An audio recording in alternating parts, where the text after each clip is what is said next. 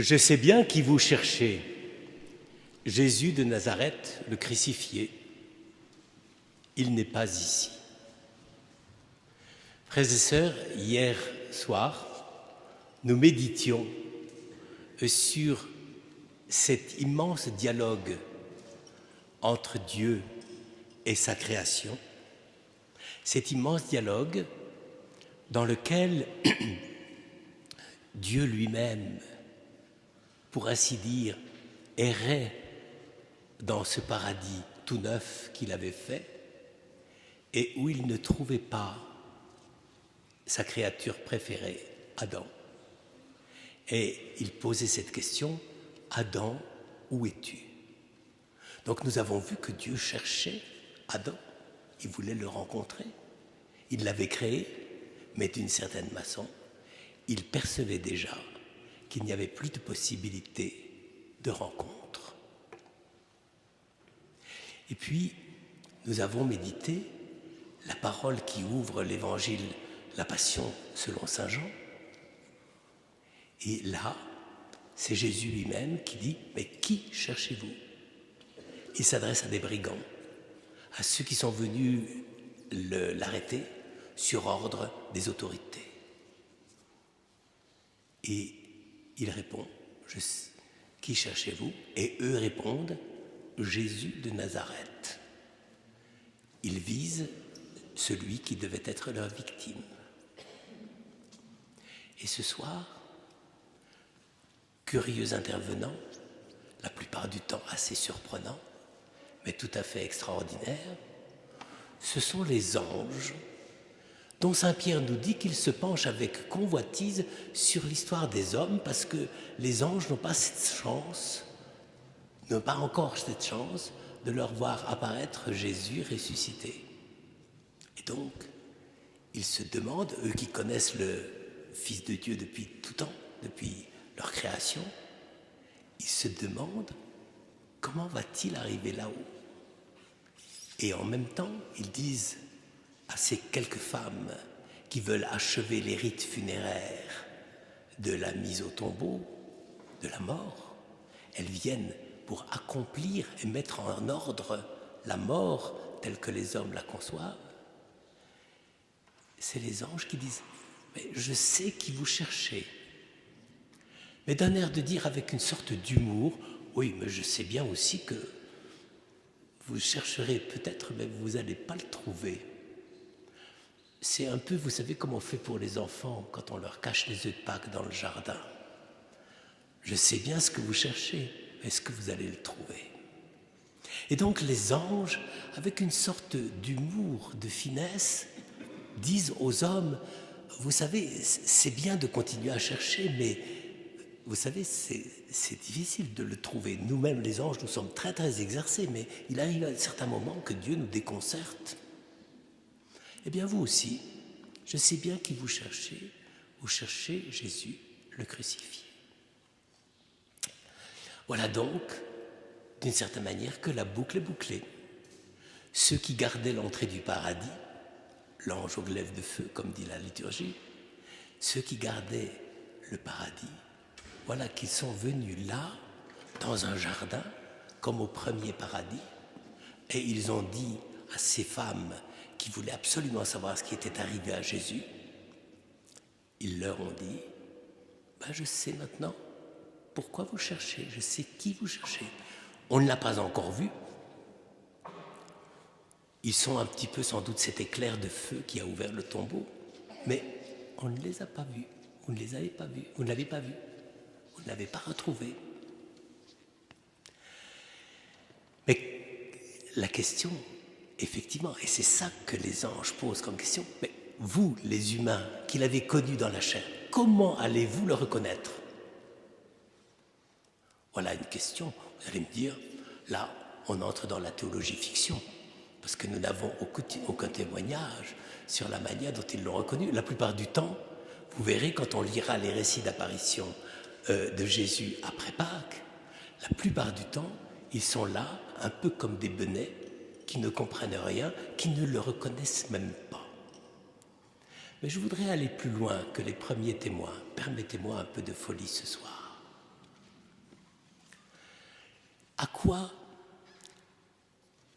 les hommes et les femmes qui vont au tombeau et ceux qui ont reçu l'apparition du Seigneur ressuscité, à quoi devaient-ils finalement le reconnaître? Eh bien, moi, je crois que pour le comprendre, il faut avoir un petit peu d'imagination et d'imaginer ce qui s'est passé sur le visage du Christ lorsqu'il est revenu à la plénitude de la vie éternelle et qu'il a commencé à la faire rayonner dans sa chair humaine, si fragilisée, si malmenée. À quoi pouvait-on le reconnaître? Aucun des peintres, à ma connaissance, n'a vraiment essayé d'imaginer ce moment-là.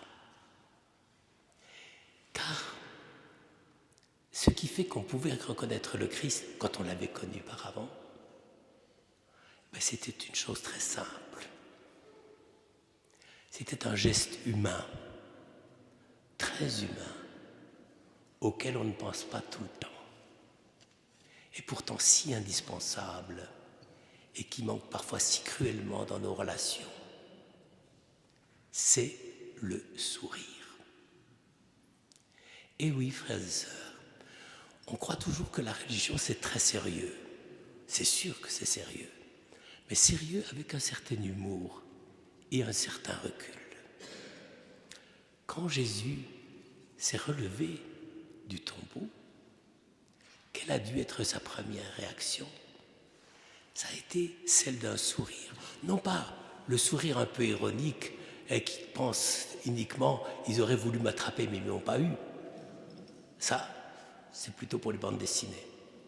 Mais c'est un sourire dans lequel Dieu lui-même, qui avait sans doute souri, même si on ne le dit pas beaucoup dans les évangiles, moi je le regrette un peu, mais ce sourire, là, ce jour-là, ça a été le premier sourire divin de Dieu sur les hommes. Je ne sais pas si on peut l'imaginer, mais je crois qu'il faudrait l'imaginer. Parce que si on continue à nous représenter uniquement Jésus comme une sorte de maîtresse d'école et qui nous regarde furieusement parce qu'on s'est trompé de faute d'orthographe, d'orthographe dans un mot, évidemment, ça ne fait pas sourire. Mais si au contraire, nous imaginons Jésus comme quelqu'un qui redécouvre sa propre humanité, non plus comme il l'a vécu en marchant vers la mort, mais comme une source de vie. Vous le savez, frères et sœurs, vous savez toute la signification des sourires. Le vrai sourire, c'est tout simple, c'est tout naturel. C'est le fait de laisser rayonner quelque chose de soi dans le cœur des autres. Et ça, c'est d'une générosité incroyable. Sourire, c'est dire à l'autre, oh non pas des grands principes comme tu ne mourras pas, ça j'allais dire, il faut attendre les romanciers du XXe siècle pour écrire des choses pareilles. Non, là le sourire c'est simplement, je suis avec toi. Il y a d'ailleurs un psaume qui dit ça merveilleusement, quand Jésus, je m'éveille et je suis encore avec toi. C'est le sourire du Christ. Il s'éveille de la condition humaine dans une condition humaine qui est totalement transformée par son Père, mais une condition humaine qui apporte à l'humanité un nouveau sourire, la manière dont le Christ nous regarde en toute douceur, en toute compassion et en tout pardon. Frères et sœurs, je crois que nous devrions de temps en temps penser à la beauté de ce sourire quand on prie. Je pense effectivement, on n'a pas assez d'imagination. On pense que quand on prie, il faut raconter des choses très très sérieuses. et la plupart du temps un peu ennuyeuses, parce qu'on croit toujours que c'est les choses les plus importantes et c'est simplement à notre échelle, n'est-ce pas? Mais là, quand on prie devant Dieu, eh bien, comment peut-il nous regarder, sinon avec un sourire de complicité, en se disant, tiens, ils ont compris ce que je leur ai demandé, je leur ai dit de dire notre Père, eh bien ils le disent. Quand nous regardons le Christ qui fait miséricorde à tous ceux qu'il rencontrait et qui étaient pécheurs, je pense que lui aussi, quand nous demandons pardon, il nous regarde avec le même sourire et avec la même douceur et avec la même profondeur bouleversante. C'est ça, le sourire du Christ, le sourire du salut. Alors, Muriel, Zora et Guillaume, je dirais que de cette soirée, ne retenez qu'une chose, c'est que Dieu, au moment où vous receviez l'eau sur le front, sur la tête, Dieu était en train de vous sourire. Mais vous savez, la lumière d'un sourire, c'est très étrange, car autant le visage par lui-même déjà est simplement expressif par ses traits, notre regard, mais le sourire qui est là, présent, dit une nouvelle présence. Et c'est ça la plupart du temps qu'on attend de quelqu'un. Quand il nous sourit, il nous ouvre sa présence dans une lumière qui n'est pas la lumière habituelle, qui est une lumière de grâce, de douceur et de paix.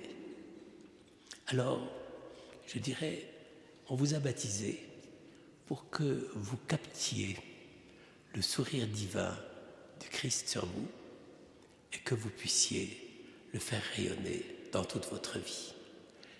Laissez-vous illuminer par ce sourire de Dieu. Il est là, maintenant, il ne vous quittera plus. Même si à certains moments vous l'oublierez un peu, ça nous arrive à tous. Mais il est là pour vous garder et pour vous dire simplement, si je te souris ce soir, je te sourirai tous les jours de ma vie, quoi qu'il arrive. Et même si à certains moments tu passes des moments difficiles, n'oubliez jamais ce sourire de Dieu. C'est pour ça que l'Église existe depuis 20 siècles. Voyez, l'Église n'existe pas pour enrégimenter les gens, engagez-vous, rengagez-vous. Non, c'est pas du tout ça. L'Église, c'est simplement cette démultiplication du sourire de Dieu par la communion. C'est pas un sentiment. C'est d'ailleurs pour ça que le sourire, vous savez, c'est pas tout à fait un sentiment. On croit trop souvent que ça se passe dans la tête. Non, ça se passe à l'endroit de la commissure des lèvres, là où normalement on peut même montrer les dents. Eh bien, c'est ce qui est devenu le sourire chez l'homme. L'homme, il est capable, en montrant ses dents, de dire « je t'aime et je veux me laisser aimer par toi ». Eh bien, je ne sais pas si le Christ souriait avec un sourire fendu au sabre qui montrait ses dents. Non, je ne crois pas. Mais le Christ nous regardait et partageait la douceur et...